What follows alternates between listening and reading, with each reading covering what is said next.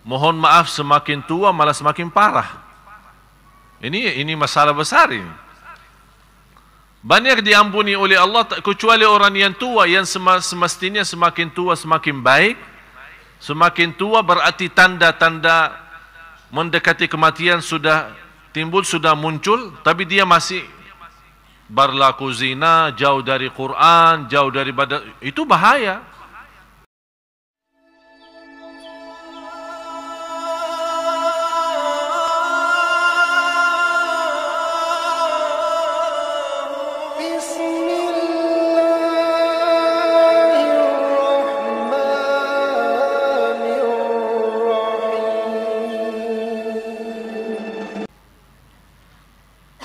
Astaghfirullah.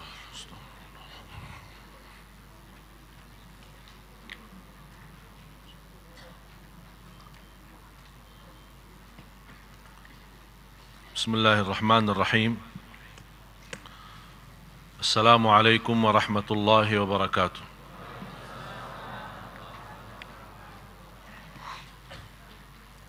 Alhamdulillahi rabbil alamin. وأشهد أن لا إله إلا الله وحده لا شريك له ولي الصالحين وأشهد أن سيدنا ونبينا محمدا عبد الله ورسوله الصادق الأمين اللهم صل وسلم وبارك على سيدنا محمد وعلى آله وصحبه ومن تبعهم بإحسان إلى يوم الدين سبحانك لا علم لنا إلا ما علمتنا Innaka antal alimul hakim. Maha suci Allah, Maha suci Allah. Saya tidak memiliki ilmu apa-apa, hanya saja apa yang diberikan oleh Allah subhanahu wa ta'ala. Alhamdulillah wa syukurillah atas segala kemudahan dan izin Allah subhanahu wa ta'ala, kita bersama bertemu lagi. Mudah-mudahan majlis ini menjadi saksi baik di hadapan Allah Subhanahu wa taala. Dan sesuai bulan ini, kayaknya hari Rabu ini pengajian yang terakhir ya. Rabu akhir ya. Ini Rabu yang akan datang sudah masuknya bulan puasa. Subhanallah, 6 hari lagi. Tapi siapa tahu 6 hari itu berapa ribu manusia yang akan meninggal dunia. Dan 6 hari berapa ribu manusia yang masih punya umur, tapi Allah cabut nikmat kesehatan, tidak bisa berpuasa. Dan berapa banyak manusia yang Allah berikan karunia umur, sehat dan iman, bertemu bulan puasa sampai habis. Sahabat Rasulullah 6 bulan berdoa, sampaikanlah kami kepada bulan Ramadan. Begitu habis Ramadan, 6 bulan berdoa, ya Allah terimalah kami di bulan Ramadan. Jadi mereka menhayati dan memfikirkan bulan Ramadan itu sepanjang tahun. Malah bagi orang salih, masuknya bulan Ramadan maupun tidak, bagi mereka biasa-biasa. Kenapa? Karena sepanjang tahun mereka Ramadan. Puasa berjalan, qiyamul lail, bacaan Quran, seperti biasa di Ramadan. Dan insyaAllah hari Ahad, sebagaimana perjanjian saya yang saya sampaikan, janji saya untuk khusus membahas persiapan untuk menyambut tamu yang istimewa Ramadan. Apa yang kita harus lakukan. Dan sekaligus nanti insyaAllah hari Ahad, karena termasuk juga kuliah duha yang terakhir, saya tidak tahu apakah kita masih punya umur lagi habis lebaran bertemu atau kita atau termasuk saya mungkin sudah almarhum. Pokoknya saya pesan, kalau saya sudah almarhum habis lebaran, tolong didoakan. Nanti Ustaz Farouk setiap sebut ini biasanya pengumuman dibacakan Al-Fatihah untuk bapa ibu ini. Setiap Ustaz Farouk naik membawa ini wajib bawa nama saya. Amanat ini. Oh ya, terserah anda. Karena jujur saja, apalagi akhir-akhir ini, saya bicara jujur Bapak Ibu, hampir setiap malam saya mimpi mati. Setiap malam. Amin. Yang penting saya harap doanya panjang umur, sebagaimana kata guru saya, kalau kita berdoa minta panjang umur, jangan minta panjang umur saja, tapi panjang umur yang berguna, panjang umur yang taat, panjang umur dalam keadaan iman. Inilah yang bermanfaat. Susah sekali kalau kita mendengar seorang, mohon maaf, semakin tua malah semakin parah. Ini masalah besar ini. Banyak diampuni oleh Allah kecuali orang yang tua, yang semestinya semakin tua semakin baik. Semakin tua berarti tanda-tanda mendekati kematian sudah timbul, sudah muncul, tapi dia masih berlaku zina, jauh dari Quran, jauh dari ibadah. Itu bahaya.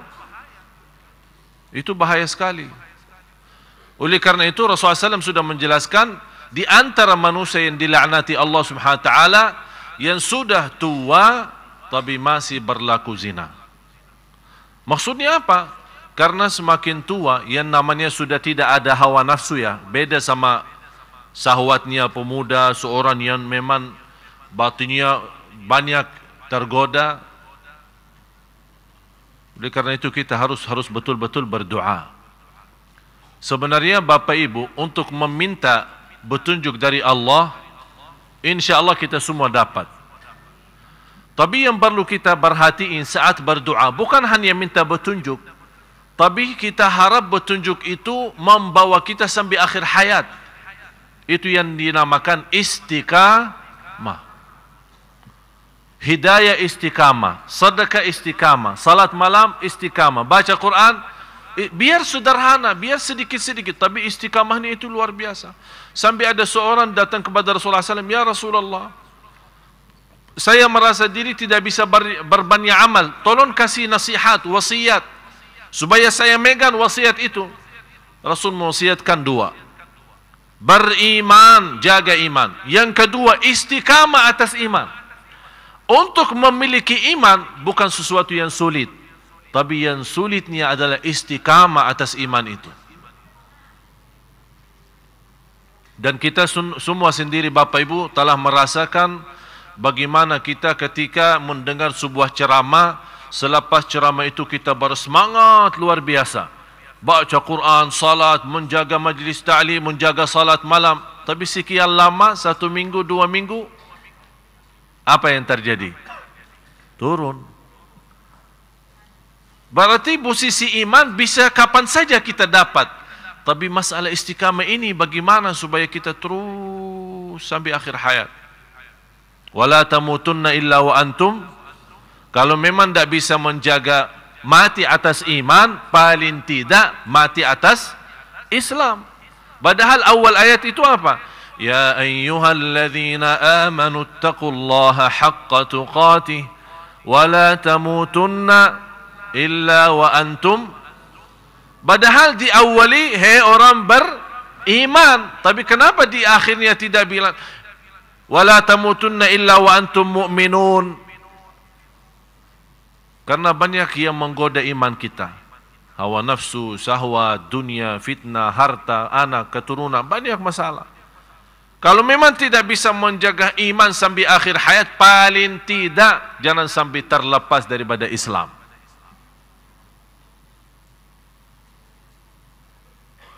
Karena posisi iman memang jauh lebih tinggi daripada Islam. Oleh karena itu dalam kesempatan ini saya mengundang semua hari Ahad tanggal 7. Kalau berkenan dari malam minggunya ikut i'tikaf salat malam, alhamdulillah.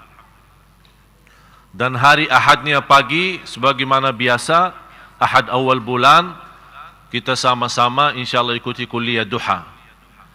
Yang saya harap bukan yang terakhir karena mau masuk puasa, tapi mudah-mudahan kita sama-sama masih punya umur, karena untuk kita memohon punya umur boleh, tapi harus kita selalu membayangkan umur yang Allah berikan, bagaimana kita bisa isi yang lebih baik. Karena orang yang sudah mati, kalau kita boleh berbicara sama mereka, ingin apa? Pasti mereka sampaikan, kami ingin kembali ke dunia walaupun satu hari, supaya bisa tambah satu sujud, bisa tambah satu ruku', bisa tambah satu ayat. Kita Bapak Ibu mempunyai kesempatan yang luar biasa. Mudah-mudahan kita sama-sama bertemu bulan puasa dalam keadaan sehat walafiat, lancar. Apalagi tahun ini kita mendapatkan kesempatan istimewa. 5 hari pertama insya-Allah datang Sudes Madinah. Kemudian dilanjuti dengan adik saya sama ada imam baru sampai akhir Ramadan. Dan insya-Allah khusus di 10 malam akhir ada 4 imam yang akan bergiliran untuk menimami kita di sini. Alhamdulillah, ini semua nikmat. Supaya kami memperjuangkan ini supaya Bapak Ibu nikmati. Saya harap Ramadan ini insya-Allah menjadi lebih baik daripada Ramadan yang sebelumnya. Kalau ada kekurangan, kesalahan, belum sempurna ibadah kita Ramadan yang lalu, mudah-mudahan dalam Ramadan ini Allah jadikan yang terbaik dan menjadi saksi baik di hadapan Allah Subhanahu wa taala. 1 bulan Ramadan saja. Kalau kita bertanya Bapak Ibu, apalagi yang sudah tua, berapa Ramadan bertemu? Bisa puluhan. Tapi kita tidak tahu ya Ramadan yang mana yang sudah diterima. Itulah yang kita sama-sama memperjuangkan. Ramadan tahun ini semoga insya-Allah diterima di sisi Allah Subhanahu wa taala. Jadi ada surprise, nanti ada hadiahnya, ada kejutan yang mengejutkan. Jadi silahkan datang hari Ahad. Insyaallah semua para imam-imam kita akan tampil di sini. Di antaranya alhamdulillah 7 adik-adik saya. Ya, semua akan tampil di sini. Ada yang sudah nikah, ada yang belum. Pokoknya yang mau lewat saya, dah boleh langsung. Dah boleh langsung. Dan saya yakin orang tua bangga sekali karena bisa mendapatkan anak, apalagi tahun ini khususnya. Walaupun ayah saya agak sedikit sedih karena saya mencabut semua adik saya yang biasa bantu ayah saya di sana, jadi saya malah tarik di sini. Jadi kata ayah, ini yang tertinggal siapa aja? Jadi semua hampir tinggal hanya Syekh Adli sama Abdullah yang paling bungsu yang umur 14. Hanya 2 orang, yang lain perempuan, yang laki-laki semua sudah di sini. Jadi insya-Allah bisa menjadi mudah-mudahan semangat buat keluarga kita, anak-anak kita, saudara-saudara kita, insya-Allah menjadi semua keluarga Al-Quran yang dicintai Allah Subhanahu wa taala. Silahkan.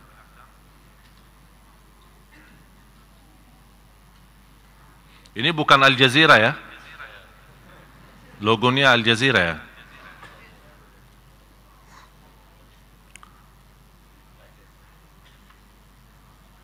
Bisa dibacakan yang ingin mau nulis. Karena saya menyampaikan 10 kunci ini, tapi karena komentar dari para jamaah belum sempat menulis 10 kunci itu, walaupun saya sudah pernah bahas. Ini kesempatan untuk Bapak Ibu menulis, atau bisa direkam atau digambarkan lewat kamera. Sekarang di mana-mana ada kamera, tinggal foto daripada foto saya aja. Bisa foto, ada ini yang bermanfaat, berguna. Silahkan Ustaz Farouk. 10 kunci untuk menghayati Al-Quran. 10 kunci menghayati Al-Quran. Yang pertama, cinta Al-Quran. Ya, terus. Yang kedua, menghadirkan target dan tujuan membaca Al-Quran. Yang ketiga, dengan sistem bacaan dijadikan hafalan. Dan yang keempat, dengan sistem membaca dalam sholat.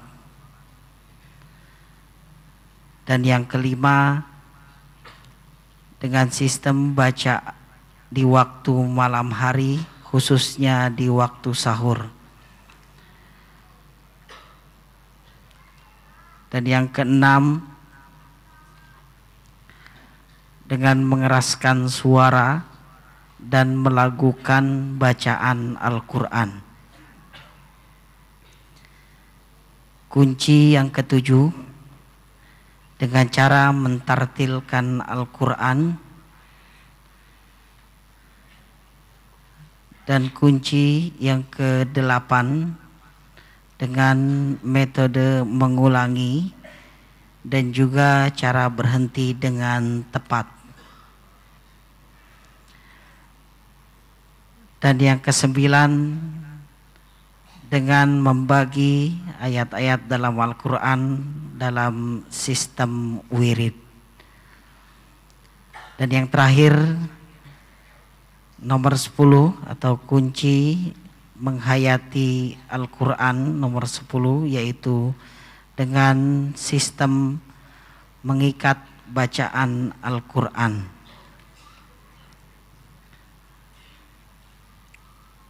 Sepuluh kunci menghayati Al-Quran. Sebagaimana kunci pertama, mencinta Al-Quran. Kalau saya yakin saya bertanya cinta Al-Quran, pasti semua menjawab ya. Tapi ada banyak hal, tanda-tanda dan usaha kita yang semestinya bagaimana supaya kita bisa menjadi orang yang mencintai Al-Quran.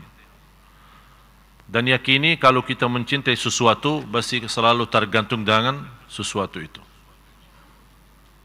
Kalau cinta dunia, menggantungkan diri kepada dunia. Istilahnya, kalau kita merasa nikmat di dunia, pasti akan senang. Begitu ada sedikit tergoda dunia kita atau kehilangan kekurangan dunia kita, pasti akan merasa pusing. Apakah sama juga bersama Al-Quran? Kalau kita bersama Al-Quran terus, kita senang. Kemudian kalau kita jauh daripada Al-Quran, kita pusing. Ini yang perlu kita bertanya diri. Kenapa sekarang posisi dunia bukan di tangan, malah sudah na'udzubillah jadi di hati? Maksudnya dunia di tangan artinya kapan saja kita lepas, mau lepas bisa lepas. Kalau posisi dunia di tangan, artinya dunia tidak berharga. Kapan kita butuh bisa megang dan tangan, kapan kita tidak mau dunia tinggal kita lepasin. Tapi posisi iman, posisi Al-Quran, cinta Allah dan Rasulnya harus di dalam hati, bukan di tangan. Jangan sampai kita menjadi orang cinta Al-Quran dan atau posisikan Al-Quran di tangan, artinya sebagaimana kita tidak senang melepaskan Al-Quran, itu tidak boleh, bahaya. Jadi harus kita koreksi diri, apalagi kesempatan bulan Ramadan yang dinamakan bulanul Quran. Dan sebagaimana saya menghiburkan semua, dalam kesempatan ini kita tinggalin tasbih kita di bulan, selama bulan Ramadan. Kita tinggalin tasbih kita. Jauh daripada tasbih kita. Faham enggak? Hah? Faham tasbih itu apa? Ya HP-nya. HP-nya itu sudah menjadi tasbih sekarang. Dimegang HP jauh lebih banyak daripada tasbih. Sekarang saya minta tinggalin tasbih itu. Jangan dipakai selama bulan Ramadan. Bukan tasbih wiridnya, zikirnya. Yang dimaksud HP-nya. Ayo sama-sama ikutin saya. Bismillahirrahmanirrahim. Nawaitu masuknya bulan Ramadan, saya akan jauhkan diri dari HP. Sudah nazar lo ya?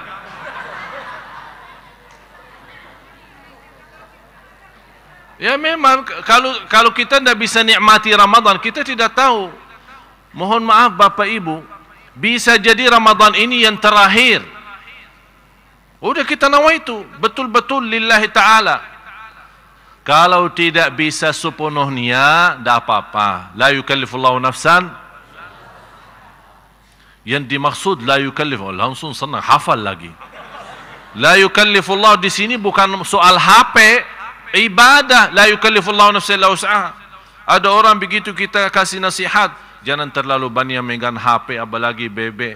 Apa dia jawab? Ustaz, la yukallifullahu nafsan illa wus'aha. Kalau memang tidak bisa sepanjang Ramadan, paling tidak 10 malam terakhir. Apalagi pas kita lagi i'tikaf. Saya harap besok kan malam minggu ya.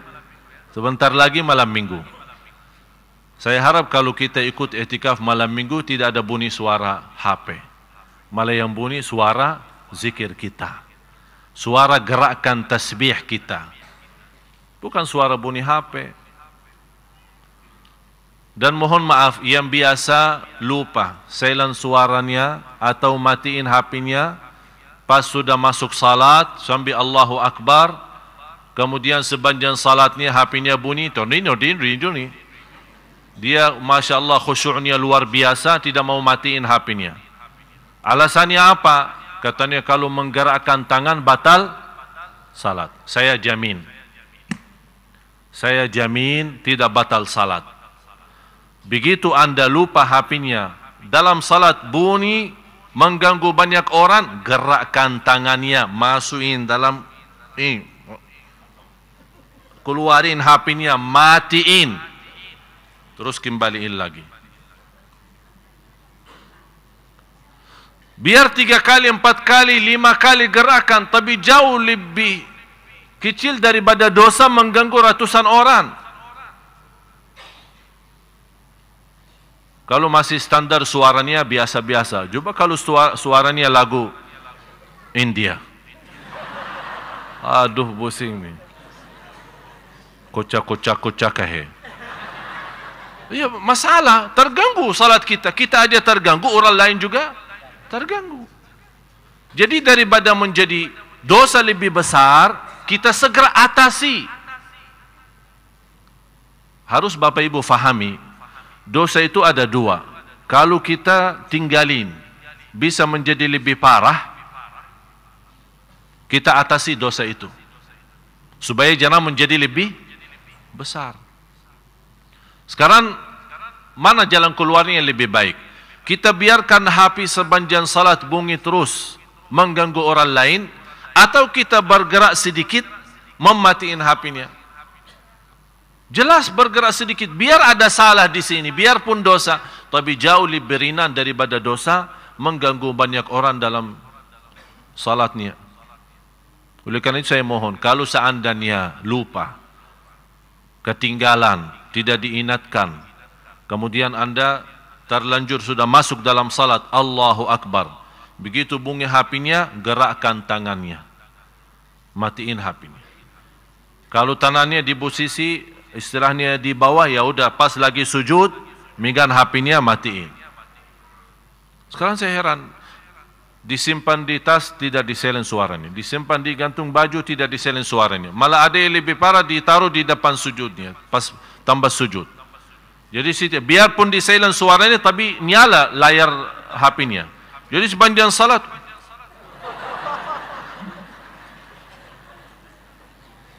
malah saya pernah perhatiin, bukan hanya berdiri dia lihat HP-nya, pas dia rukuk lihat HP-nya, pas sujud tahu posisi hidungnya di mana? Di atas HP, biar dia mau lihat siapa yang SMS. La haula wala quwwata illa billah. Bapak Ibu, sambil ibadah kita main-main. Kira-kira kalau kita di hadapan Bapak Presiden berani kita? Malu kan? Apakah kita harus membuat protokol kayak istana? Jadi setiap orang masuk harus diperiksa, tidak boleh bawa HP masuk ke dalam masjid. Karena sekarang kita mau ke istana kan tidak boleh bawa HP masuk ke dalam. Ya sekarang berarti kita minta tolong protokol istana, tolong awasi semua masjid. Dah boleh orang masuk tambah ada tinggalin HP-nya bersama sandannya di luar sana. Atau kita minta tolong Sunda Kelapa, tolong pun urus sediain orang-orang yang amanat untuk menyimpan HP di luar. Jadi sebagaimana ada kotak buat sandal, ada juga kotak buat simpanan HP. Ya Allah, susah. Indonesia.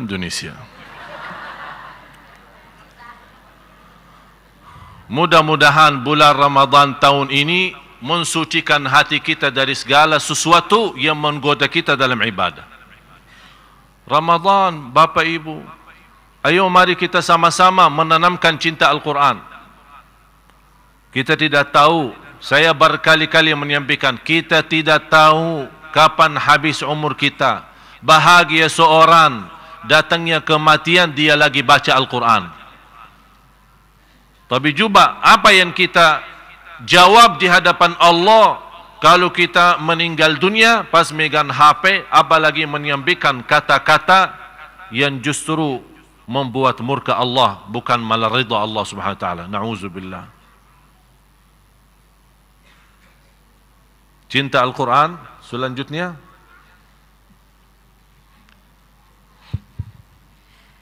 Menghadirkan target dan juga tujuan. Langsung masuk ke target. Ini tolong Bapak Ibu untuk simpan beberapa ayat untuk memahami kunci pertama yang dimaksud cinta Al-Quran. Harus senantiasa mempelajari beberapa hal. Yang pertama harus kita fahami dan yakini, kalbu adalah tempat pemahaman dan menhayati. Yang sebenarnya memahami dan menhayati adalah batin kita. Menhayati Al-Quran dan memahami Al-Quran adalah batin kita. Yang dimaksud adalah kalbu. Kalau posisi kalbu hidup saat membaca Al-Quran, berarti seluruh tubuh badan kita akan hidup. Di antaranya mata kita akan bisa begitu luar biasa, nangisnya luar biasa. Tangan kita akan begitu dianugerahkan oleh Allah Subhanahu wa taala, tidak mengambil sesuatu kecuali yang diridai Allah. Akan Allah hidupkan langkah-langkah kaki kita, selalu menjaga kaki tidak pernah ke tempat kecuali yang diridai Allah. Semua ucapan kita pun yang keluar, karena di sini sumbernya sudah hidup dengan cinta Al-Quran, keluar pun dari bacaan mulut kita, zikir kita, ucapan kita, semua menjadi sesuai yang kita cintai adalah Al-Quran. Jadi tempat menhayati, tempat memahami adalah Al-Quran. Qalbu, sebagaimana firman Allah Subhanahu wa taala suratul Kahfi, bagaimana mereka yang cukup lalai dari zikir Allah, lalai daripada Al-Quran, lalai daripada kebenaran, apa yang terjadi? Allah Subhanahu wa taala kuncikan hati mereka. Kalau apa gunanya kalau Allah kuncikan hati mereka? Karena Allah yang menjadikan kalbu adalah tempat pemahaman, tempat menhayati. Kalau bukan tempat menhayati, kenapa Allah kunci hati mereka? Kenapa Allah menutupi hati mereka sampai tidak merasa? Kalau Al-Quran turun di atas gunung bisa hancur jadi basir, yang namanya batu yang keras dan kasar. Masa hati manusia na'udzubillah lebih kasar? Berarti harus kita bertanya diri, bagaimana posisi kalbu kita saat membaca Al-Quran. Apakah bisa tersentuh hati kita? Apakah bisa terharu? Apakah bisa merasakan, biarpun belum faham, tapi ada sedikit merasa. Kesempatannya juga di bulan Ramadan. Ulama membolehkan kita salat di belakang seorang imam yang suaranya indah. Kenapa? Karena dengan suara imam yang indah akan membantu hati ini bisa hidup, bisa terbuka, bisa bongkar segala susah, segala penyakit, segala dosa. Yang paling bahaya dosa batin, itu dosa kalbu. Iri, hasud, dengki, semua titik hitam yang harus kita bersihkan. Tidak boleh mata kita melihat memandangkan orang lain lebih hina. Kita tidak tahu, barangkali di sisi Allah orang lain itu jauh lebih baik di sisi Allah Subhanahu wa taala. Jadi harus kita melihat dengan mata tawadu, rendah hati, saling cinta, saling kasih sayang. Biarpun kita melihat saudara kita di posisi yang tidak enak, di posisi atau di tempat yang tidak layak, jangan kita suudzon langsung menghukumkan orang itu. Ternyata dah boleh suudzon. Dan suudzon sebenarnya sumber bus ini dari hati. Sebab ni hati. Muncul suudzon, lama-lama na'udzubillah hati kita timbul titik hitam. Yang kita tidak sadari, lama-lama kalla bal rana ala qulubihim. Allah Subhanahu wa taala menjadikan hati mereka kena penyakit namanya ran. Apa itu penyakit ran? Kira-kira bisa diobati di rumah sakit? Menurut medis tidak bisa. Karena ran itu adalah sesuatu yang menutupi hati kita. Supaya apa? Supaya tidak bisa menhayati Al-Quran dan tidak bisa merasakan khusyuk dalam salat. Na'udzubillah. Itu penyakit yang sangat parah untuk hati kita. Ran. Cinta dunia, benci mati. Tidak suka. Itu sebabnya ran. Tolong simpan ayat ini dan bisa dibacakan artinya nanti. Suratul Kahfi ayat 57. Terus. Dan suratul Hajj ayat 46. Sebagaimana Allah Subhanahu wa taala menggambarkan sebenarnya mereka bukan buta mata tapi buta hati. Malah ada orang yang buta mata tapi subhanallah hatinya nurani. Buta mata tapi bisa menghafal Al-Quran 30 juz. Buta mata tapi dia bisa menghidupkan karena hatinya hidup. Sebagaimana Allah SWT menjadi ala bidzikrillahi tatmainnul qulub, kalbu yang akan tenang. Kalau posisi kalbu tenang, semuanya tenang. Mata tenang, fikiran tenang, tangan, kaki, semua jadi tenang. Urusan kita, kemana kita pergi? Disertai dengan ketenangan yang luar biasa. Sekarang kita punya masalah apa? Tidak tenang kan? Stres. Super stres. Masalah kecil jadi masalah besar. Apalagi masalah yang besar. Allah tidak memberikan ketenangan. Padahal masalah ini bisa anak kecil selesaikan masalah ini, bisa atasi masalah ini. Tapi karena posisi kita tidak tenang, Allah jadikan masalah yang kecil menjadi beban. Na'udzubillah. Suratul Hajj ayat 46. Seterusnya Suratul Ahzab ayat 4. Tak ada istilah yang penting hati baik. Karena hati itu satu, bukan dua. Kalau memang hati itu benar-benar baik, terisi cinta Allah, pasti perilakunya juga baik. Kalau hatinya bersih, tidak ada dengki, tidak ada hasud, tidak ada iri, pasti ucapannya pun bersih. Kebenarannya pun bersih. Kalau hatinya tidak pernah ada titik hitam terhadap siapapun, dia juga tidak mau mendengar berita jelek terhadap siapapun. Karena ini posisi hatinya bersih, jadi matanya, pandangannya kepada orang lain baik, mendengar berita yang baik, menolak berita yang tidak baik, ucapannya pun yang baik. Kalau ada orang bertanya, dia punya prinsip. Bagaimana menurut kamu orang itu bagaimana? Dia pasti menjawab. Kalau dia kenal baik, dia akan menjawab, dia orang baik. Kalau dia tidak tahu, dia menjawab, saya tidak tahu. Lebih baik diam daripada sebut jeleknya orang. Karena kita semua, mohon maaf Bapak Ibu, termasuk saya, tidak pernah terlepas dari kekurangan, tidak pernah terlepas dari kejelekan. Kalau kita berusaha menutupi kejelekan orang lain, Allah akan terjamin tertutup kejelekan kita. Jadi siapa orang bertanya sama kita? Kalau kita ucapkan yang baik, setahu saya orang ini baik. Lebihnya saya tidak tahu. Saya mendengar dia orang begini, orang begitu. Maaf, saya tidak mau menggantungkan leher saya di hadapan Allah gara-gara ucapan yang tidak benar. Hati-hati. Saya tidak minta anda membela orang lain berlebih-lebihan, tapi anda punya sikap dan prinsip, man kana yu'minu billahi wal yawmil akhir falyaqul khairan aw liyasmut. Barang siapa yang iman kepada Allah dan hari akhir. Kenapa Rasul disebutkan di hadis ini iman kepada Allah dan hari akhir? Karena dia tahu hari akhir bukan cukup hanya iman kepada Allah, karena dia tahu hari akhir ada tanggung jawab nanti. Allah akan bertanya, kenapa kamu ucapkan itu? Apa yang kita mau jawab? Oleh karena itu sengaja Rasulullah membawa kata iman kepada Allah dan hari akhir, hari pembalasan, supaya kita hati-hati.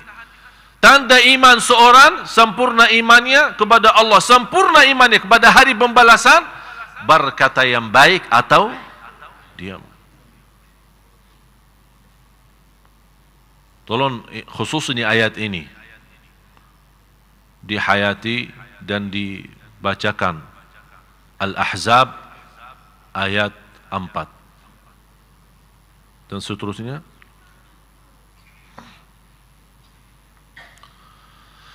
Ini ayat ini menjelaskan hati kita, kalbu kita memang dikuasai oleh Allah. Kalau kita merasa hati kita punya kekurangan, punya kelemahan, berarti kita minta tolong siapa? Allah. Kalau kita ingin Allah menghidupkan kalbu ini dengan iman, menghidupkan kalbu ini dengan kebaikan, menjadi betul-betul kalbu yang suci, seperti Nabi Muhammad sallallahu alaihi wasallam. Jadi syaitan tidak perlu menggoda kita. Posisi syaitan sudah jauh untuk mendekati kita supaya goda kita dengan cahaya nurani kalbu, dia tidak berani dekat. Sebagaimana Rasulullah menjelaskan, syaitan itu kalau lewat satu jalur, lihat Sayyidina Umar, dia lari. Jadi kalau misalnya Sayyidina Umar datang ke Masjid Sunda Kelapa, syaitannya lari ke sana, mungkin ke Masjid Istiqlal. Dia tidak mau datang di tempat jalurnya yang sudah dilewatin oleh Sayyidina Umar. Kenapa? Padahal kita tahu posisi, kalau kita bicara siapa yang terbaik di antara sahabat, ya jelas Sayyidina Abu Bakar, kemudian baru Umar radhiyallahu an, baru kemudian Utsman, kemudian Ali radhiyallahu an. Tapi karena Sayyidina Umar punya kelebihan, masing-masing sahabat punya kelebihan. Tidak ada yang sendiri sempurna, tapi masing-masing punya kelebihan. Sayyidina Abu Bakar ada satu posisi punya kelebihan, di posisi lain Sayyidina Ali punya kelebihan. Oleh karena itu semua sahabat termasuk hamba-hamba Allah yang telah diridai Allah Subhanahu wa taala. Sebagaimana kita semua baca, radhiyallahu anhum wa radu an. Semua sahabat tanpa kecuali yang sudah diridai Allah Subhanahu wa taala dan telah diridai oleh Rasulullah SAW. Pemirsa TV One, jangan kemana-mana. Ini mau azan ini. Ya, kita sama-sama dengar azan, baru kita lanjut sebentar.